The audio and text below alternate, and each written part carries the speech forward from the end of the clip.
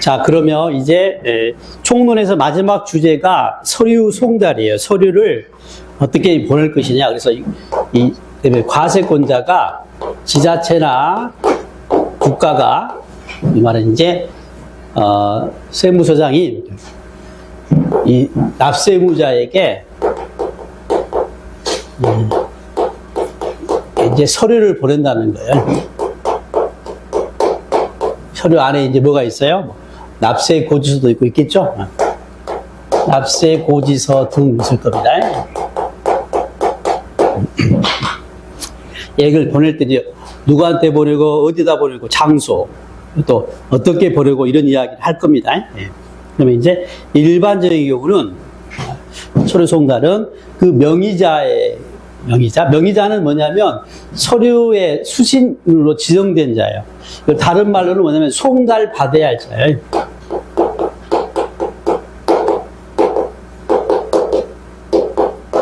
같은 말인지 아시겠죠? 송달 받을 자로 그 서류의 수신, 받을 사람으로 정해진 자, 명의인이라고도 하고 송달 받아야 할 자라고 합니다. 그 다음에 그 사람은 당연히 어디예요?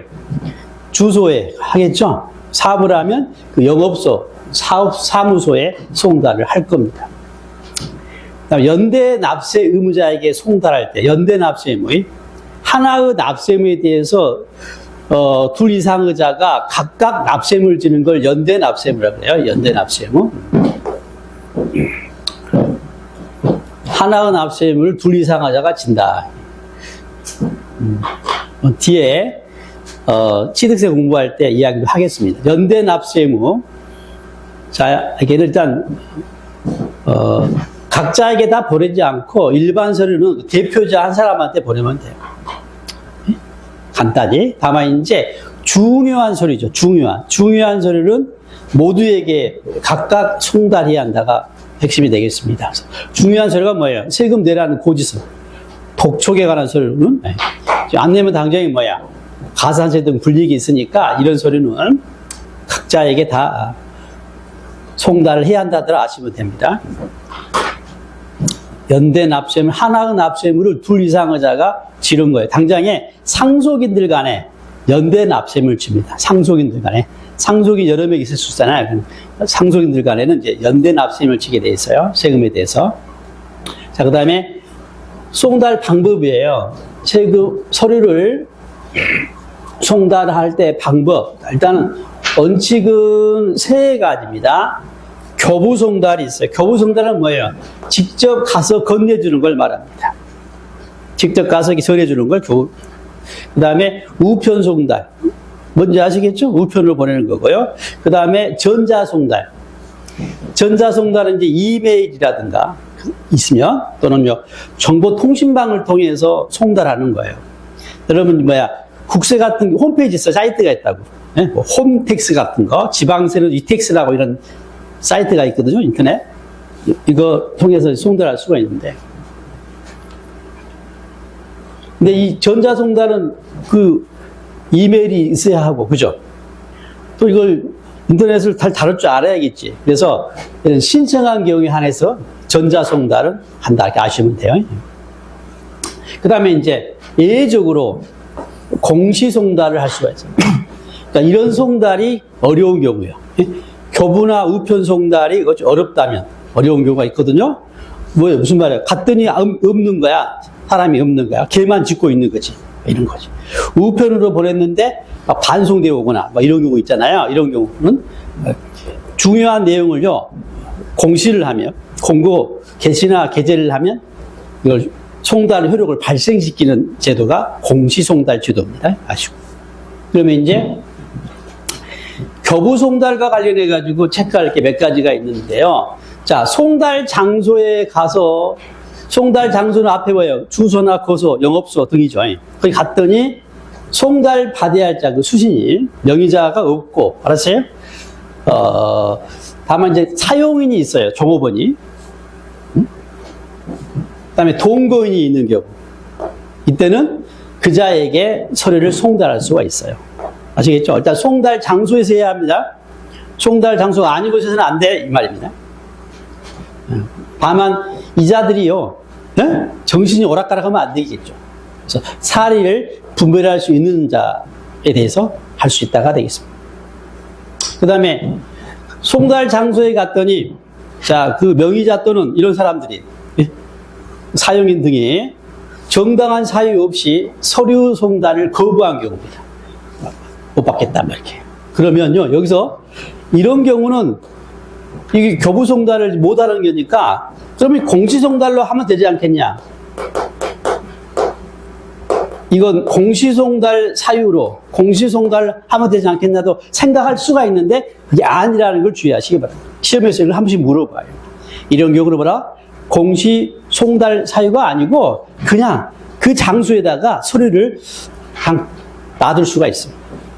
그 송달 장소에 뭐예요? 서류를 둘 수가 있습니다. 그러면 표력이 발생하는 거예요. 이런 송달을 유치 송달이라고 부릅니다. 뭐가 아니다? 공시 송달 사유가 아니다. 네? 네. 이것도 다 시험이야, 시험. 아셨죠? 네. 이미 나왔던 지문들이고요. 또 나올 수 있는 내용들입니다. 그래서. 자, 그 다음에 우편 송달은 당연히 뭐예요? 네? 두 가지가 있는데요. 일반 서류는 일반 우편을 하면 돼요. 역시 중요한 서류를 뭘로 해야겠어요? 등기로 해야겠죠. 납세, 고지, 독촉, 강제징수라 정부 명령에 관계된 서류는 중요하니까 등기로 해라가 되겠습니다. 좀 더 내용이 있는데 그건 나중에 배우더라도 세금이 작으면, 금액이 작으면 또 일반 우편도 가능하고 이런 이야기 있습니다. 자, 그 다음에 공시송달이에요. 이 교부나 우편 송달이, 그죠? 불가능한 경우 해당되는데요. 서류 주요 내용을 공고하면 그 송달이 된 것으로 보겠다는 제도입니다. 공시송달 방법은요, 역시 정보통신망에다가 게시하거나, 그 다음에 관보, 공보, 일간신문이에요. 주간신문은 안 돼. 일간신문에다가 이제 게재하면서 공시송달을 합니다. 또는 정보통신망을 이용한 경우라면요, 얘는 보충적 방법이에요. 정보통신망만 가지고는 공시송달이 안 되고 얘는 보충적으로 적용하는 겁니다. 그건 무슨 말이에요? 정보통신망은 외에 다른 방법을, 그죠? 같이 해야 한다는 거죠. 정보통신망을 이용하여 공시송달을 할 때에는 다른 공시 방법과 함께 해야 한다. 무슨 말이에요? 정보통신망만 가지고는 안 된다 이 말이에요. 얘는 보충적 공시송달 방법이다 이렇게.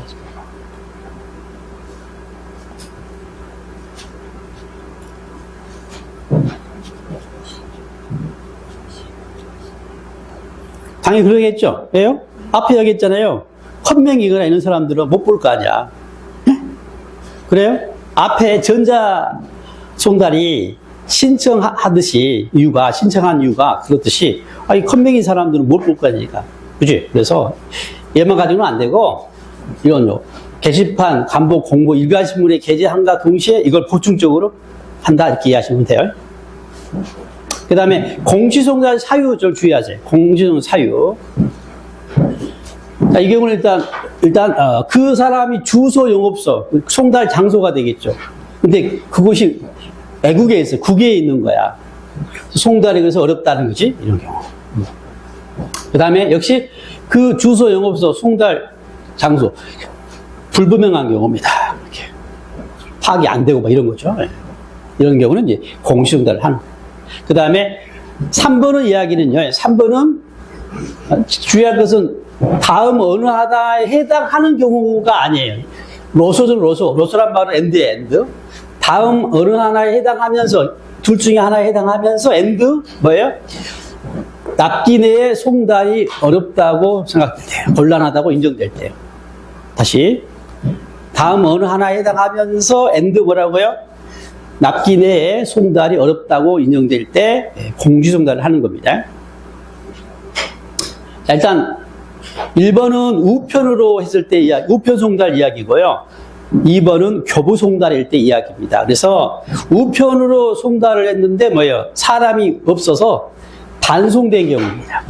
근데 납기가 얼마 안 남은 거지.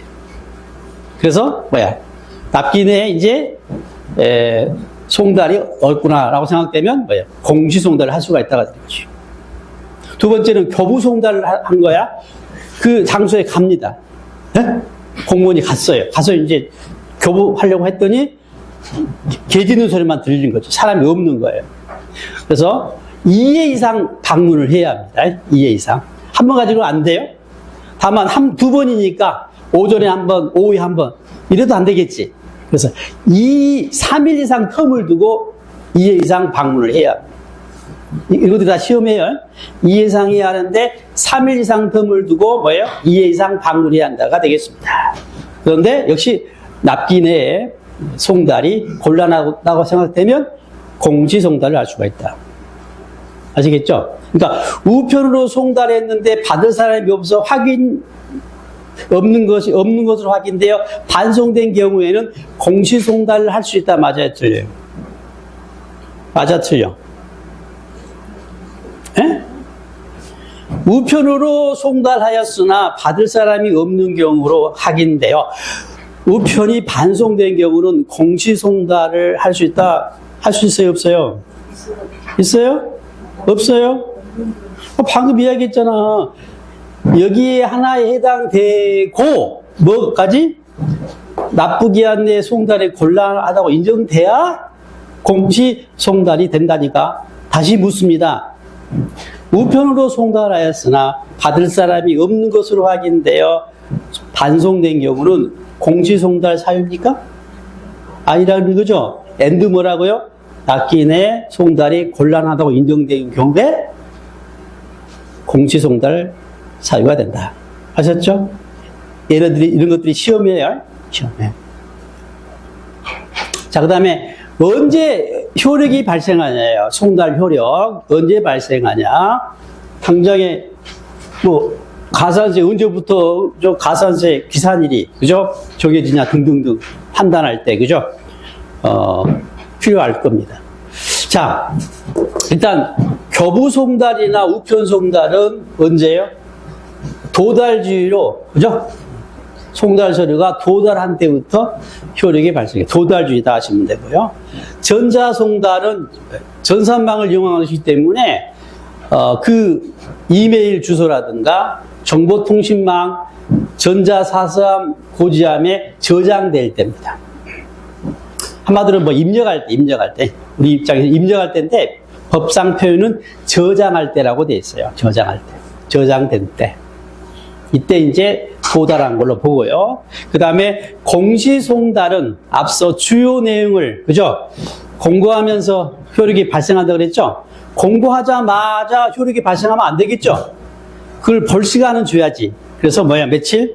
14일이 지나면 효력이 발생합니다. 자, 14일이 지나면하고 되면은 틀리죠? 14일이 되는 때하고 지날 때하고 틀리죠? 이건 경과할 때니까 14일 그날이 아니라 14일이 지날 때예요. 경과할 때, 경과. 14일이 되는 날 하면 땡이 되는 거예요. 14일이 지나면.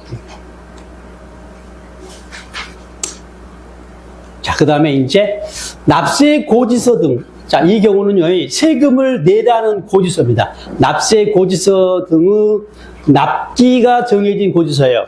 납세 고지서가 있고요. 뭐도 있겠어요? 등이니까. 세금 내라는 고지서가 뭐가 있겠어요? 납세 고지서, 그 다음에 독촉장 있겠죠? 네? 네. 참고로요, 지방세는 납세 고지서라고 하고요. 그 형인 국세는 납부 고지서라고 그래요. 그게 그건데, 아무튼, 그렇습니다. 세금을 내야 하는 고지서에 납기까지 세금 내라는 고지서를 보낼 때는요, 이 규정은 연장이 되는데요. 송달이 지연되면 어떤 취지냐면 돈을 마련할 시간적 여유를 필요로 하기 때문에 납기가 얼마 안 남으면, 알았어요? 송달이 지연됨에 따라서 납기가 얼마 안 남았잖아요. 그러면 그 납기를 좀 늘려주겠다 제도입니다. 그래서 고지서가 납부기한이 지난 후에 도달할 수 있어요. 또는 고지서가 도달했는데 납기까지 7일 이내밖에 남지 않는 거죠. 이런 경우라면 뭐라고 되어 있어요? 도달한 날로부터 14일 역시 지난 날이에요. 경과한 날, 14일이 되는 날이 아니라 14일이 지난 날 납부기한이 됩니다. 그림으로 한번 설명해 드릴게요. 그림으로. 자, 여기가 지금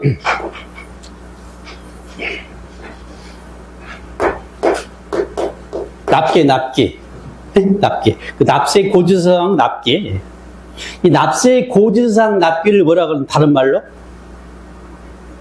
납세 고지서상 납기를 뭐라 한다 그랬어요?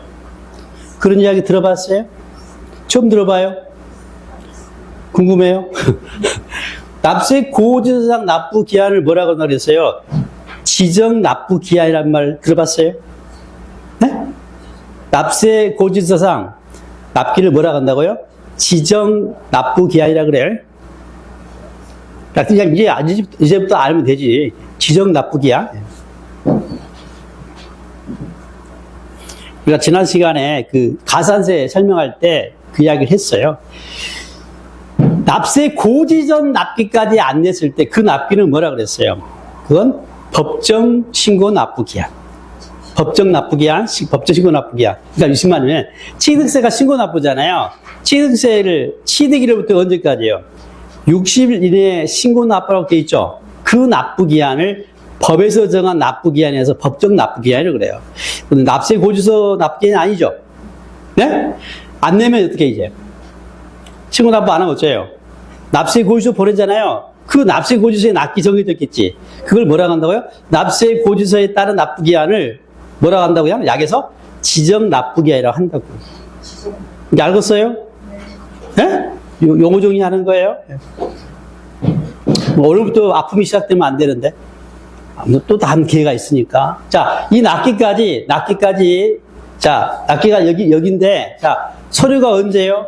납부기한을 지나서 도달한 거죠. 이때 도달했어요. 그러면 어떻게 한다는 거야? 이 도달한 날부터 언제? 14일이 경과한 날. 14일이 지난 날. 법대로 쓰겠습니다. 예, 지난 날. 14일이 지난 날이 납기가 되는 거예요. 이때가 납기 연장. 그 납기 연장된 거죠, 지금. 이 납기가 이쪽으로 가는 거니까. 이때부터 14일 지난 날.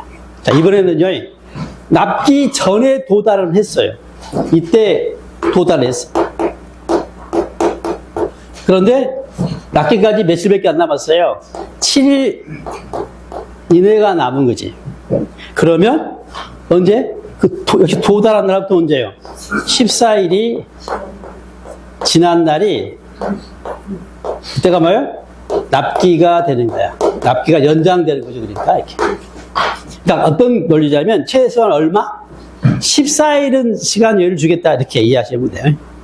2주 정도는 시간을 줘야지 돈 만들려면, 돈 마련하려면 이렇게. 2주면 돈 마련할 수 있나요, 여러분? 여기까지 끝. 그럼 이제 총론이 끝났어요. 뭐 배웠어요, 총론에서? 조세의 정의와 특징을 배웠고, 조세를 분류해봤고, 그 다음에 세법 규정을, 과세 요건 규정과 납세 절차 규정을, 그죠? 공부했고요. 그 다음에 납세의무 성립, 확정, 소멸 제도를 배웠고, 그 다음에 조세 불복 절차를 배웠고, 마지막에 뭐예요? 소리를 어떻게 송달하는지를 배웠습니다. 됐어요? 네, 그럼 이제 총론이 정리가 됐어요. 배운 게 나오면 좋겠죠? 네. 이제 뭘 배워요, 이제? 취득세를 배웁니다.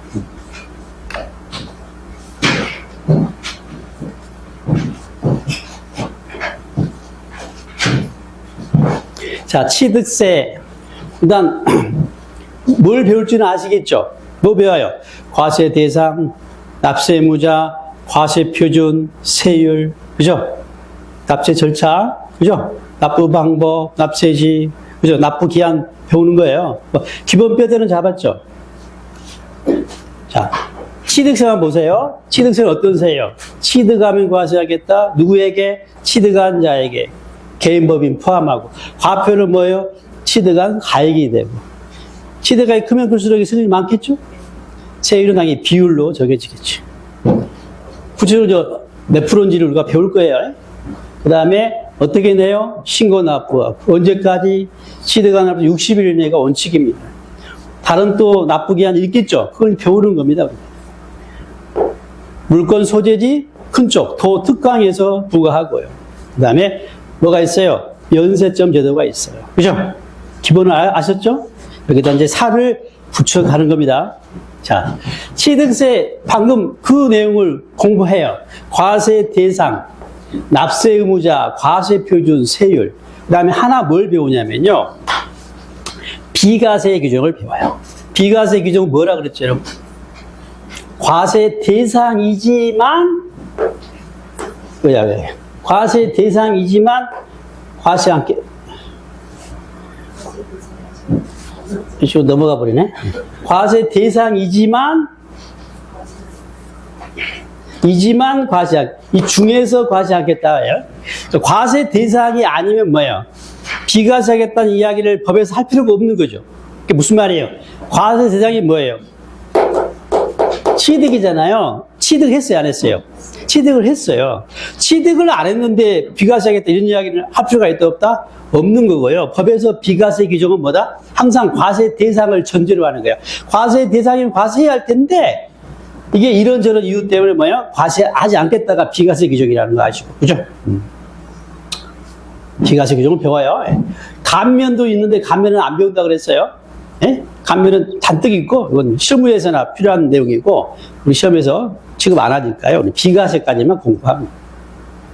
당장에 뭐예요? 국가득이 취득한 경우에요. 과세권자가 취득할 수 있잖아요. 지자체나 국가득이 취득한 경우는 과세 않겠다 포함해가지고 이런 이유 때문에 봐줄 만한 경우는 봐주겠다. 과세 않겠다 제도가 있어요. 그 다음에요. 납세 절차 규정. 납부 방법, 그죠? 납기, 납세지 등을 배우겠죠. 그 다음에 뭐 하나를 더 배우냐면 취득 시기를 배워요. 주관. 취득 시기는 왜 필요합니까? 방장이 뭐예요? 취득세 납세의무 성립 시기가 언제예요? 취득한 때죠. 그러니까 그 취득한 때가 언제인지, 그죠? 법에 정해놔야겠지. 그때부터 납세 성립하니까. 그리고 그 취득한 때로부터 뭐예요? 납세의무가 성립하고 이때부터 언제까지? 원칙이 60일 이내에 신고 납부를 하기 때문에 그 취득한 때, 취득 시기에 관한 규정을 둬야 합니다. 취득의 종류에 따라서 매매로 취득하면, 상속받으면, 증여로 취득하면 구분해가지고 시기를 정해놔서 그걸 배우는 겁니다. 시험에서 잘 물어보는 주제예요.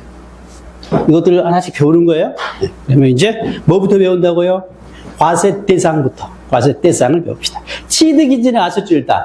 취득은 취득인데 뭘 취득해야 과세하겠냐는 거예요. 무조건 취득하면 과세하겠냐? 그렇지 않대요. 과세 대상은 뭐라고 돼 있어요? 취득세, 과세 물건이 있고요. 이 물건을 취득해야 과세합니다. 모든 물건이 아니라는 거죠. 법에서 뭘 정해놨어요? 취득세, 과세 물건을 정해놨어요. 이 몇 개냐면 개수가 15개예요. 15개, 암값은 아니에요, 그냥. 15개를 열거해놓고 이걸 취득하면 과세하겠다고 돼 있어요. 취득세를 안 내는 방법 첫 번째 뭐예요? 취득 안 하기. 또 취득하더라도 뭐예요? 15개에 해당하지 않는 걸 취득하게 되겠죠. 예?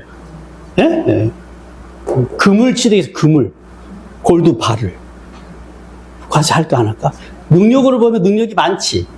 부과할 만하지? 법에 금이 없거든. 과세 않겠대. 명품백을 막 취득했대. 없어요? 네.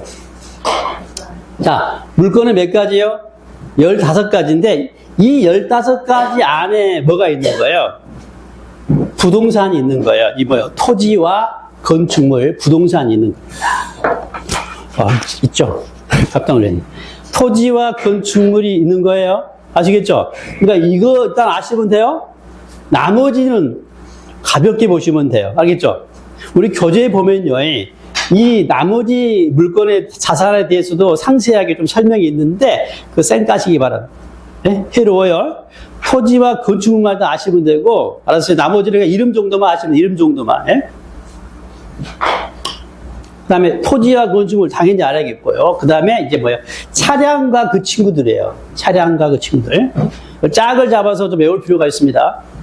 짝을 이루어서 관련 규정이 다르기 때문에 짝을 이루어. 토지와 건축물이 짝이고요. 거의 뭐 부부지, 부부. 토지와 건축물. 차량과 그 친구들이 있어요. 차량과 그 친구들의 특징은 뭐예요? 보니까 선박, 항공기, 기계장비거든요. 앞으로 차량과 그 친구들 하면 뭐예요? 선박, 항공기, 기계장비가 떠올라야 합니다. 그리고 굳이 외우면 차량은 땅에서 굴러다니고, 그래요? 선박은 물에서 떠다니죠? 항공기는 하늘에서 날아다니죠?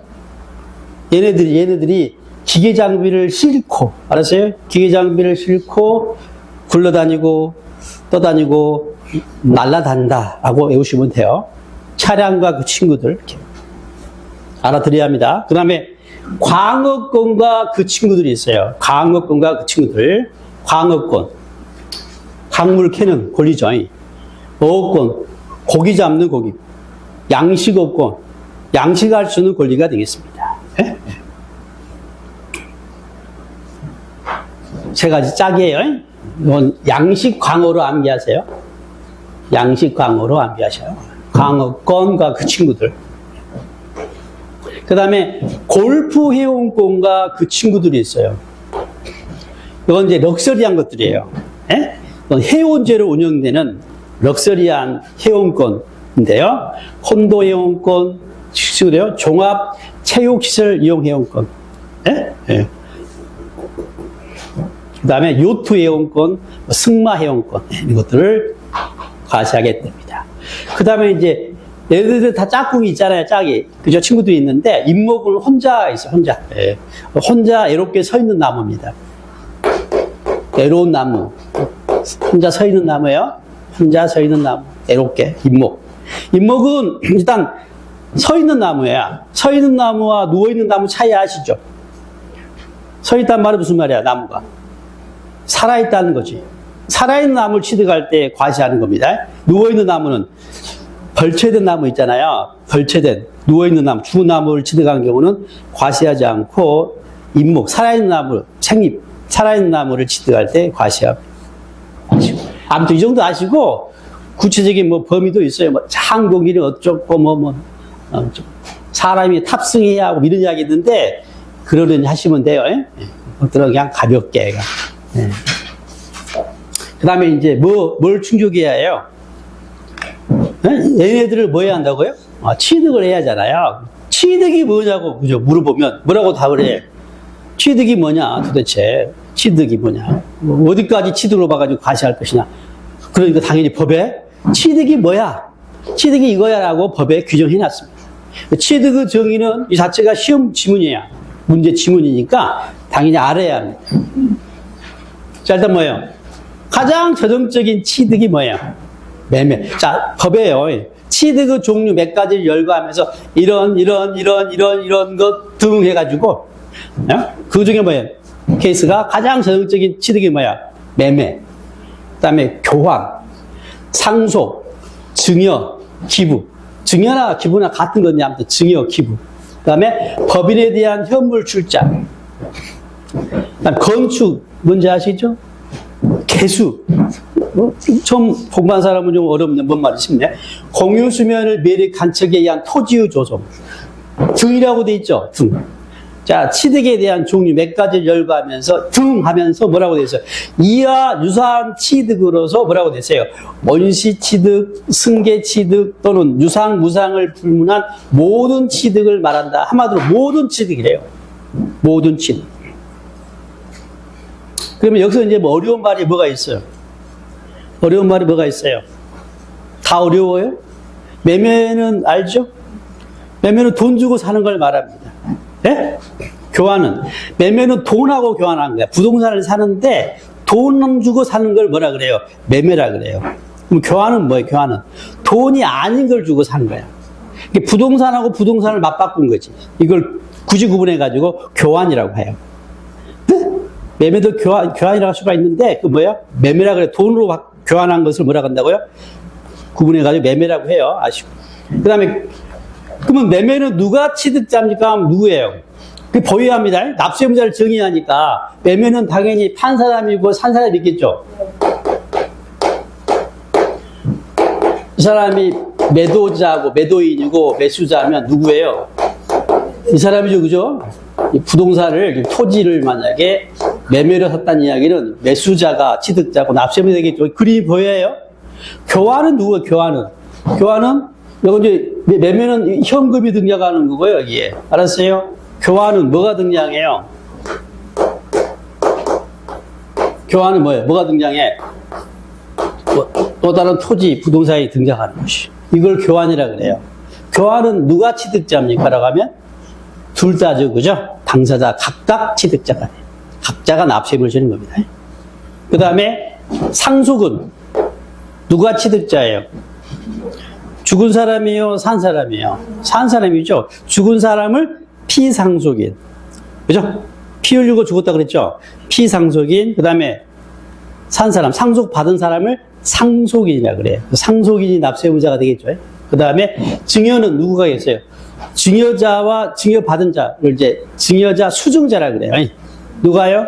수증자가 취득자고 납세의무자 되겠죠. 보유합니다. 아니, 기부는 누구? 기부도? 기부를 받은 자가 되겠죠. 네. 그 다음에 법인에 대한 현물자란 말은 처음 공부하는 사람도 어렵죠. 네? 이거 설명을 따라 해야겠다, 그죠? 네. 건축은 아시겠죠? 건물 지은 거잖아요. 네? 건물을, 없는 건물을 만드는 것을 건축이라 그래요. 네네네. 개수란 말도 좀 처음 들어보면 어렵죠, 이거. 개수가 뭔지. 네? 설거지통이 개수통인가, 그거? 그런 말 쓰나?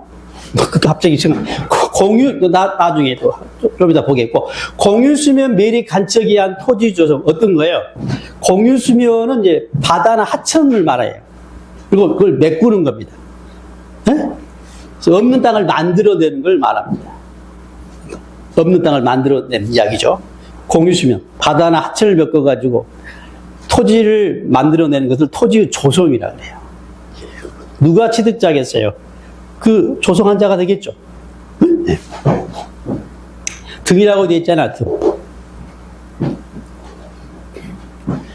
그리고 여기서 뭐라 했어요? 그런데 이러면서 언시와 승계, 유상, 무상 모든 취득자겠죠. 그럼 여러분 뭘 할 수가 있어야 하냐면 이 방금 열거한 취득의 종류를 언시인지 승계인지 알았어요? 승계라면 유상인지 무상인지를 구분할 수가 있어야 해요. 왜냐하면 시험은요, 이 취득의 종류에 따라서 언시인지 승계인지, 승계도 유상인지 무상인지에 따라서 뭐예요? 취급을 달리합니다. 세부담을 달리해요. 당장에 과세 표준이 다르고 세율이 달라서 부담한 세금의 크기가 다르기 때문에 반드시 얘네들을 뭐예요? 언시인지 승계인지, 승계라면 유상인지 무상인지를 구분할 수가 있어야 해요. 시험은 유상이라고 안 나오고 뭐예요? 매매라든가 교환으로 나오기 때문입니다. 아시겠죠? 그걸 구분해내야 합니다. 자, 이제 설명할 게 법인에 대한 현물출자를 설명할 텐데요. 이 이야기는 뒤에 양도소득세에서도 그죠? 등장한 내용이기도 하니까. 자, 여기 법인이 있어요. 법인 대표적인 기업이 주식회사가 이제 주인데 A라는 법인이 있습니다. 네. 이 법인에 출자를 한 사람이 출자자. 다른 말로는 투자자. 자, 이게 주식회사라면 이 출자자가 뭐예요? 주주예요, 주주. 네? 이 사람이 출자를 한 거죠. 출자했단 말은, 자, 여기다가 재산을, 그죠? 집어넣었다는 거예요. 이 회사에다가. 그럼 뭘 취득해요? 이제 대가로 뭐예요? 주식을 취득, 주식을. 그죠? 이 회사의 주인이라는 증서가 되겠습니다. 그래서 주주로서의 권리가 있는 거예요. 이 회사에. 첫 번째 권리가, 가볍게 들으세요. 주주가 되면 주주총회에서 의결권이 있고, 또 이 회사가 이익이 생기면 이익의 분배를 청구할 수 있는 권리가 있고, 이런 가장 기본적인 권리가 있어요. 또 회사가 망하면 남은 재산을 또 분배를 청구할 수 있는 권리 등이 있어요. 이게 주주 권리가 되겠습니다. 이때, 자, 뭘 출자하냐에 따라서 첫 번째, 돈을, 그죠? 출자할 수 있어요. 그걸 현금 출자라고 그래요. 또는 뭐 금전 출자라고 그래요. 그러니까 돈 주고 주식을 산 거죠. 네? 네. 자, 돈을 출자하게 되면 현금 출자, 금전 출자를 하게 되면 취득입니까? 취득이라면 누가 취득자입니까? 물어봤어요. 취득세가 과세됩니까? 뭘 따져야겠어요? 취득세 과세 물건인지를 따져야겠죠? 그 다음에 취득에 해당하는지를 따져야겠죠? 자, 법인은 뭘 취득했어요?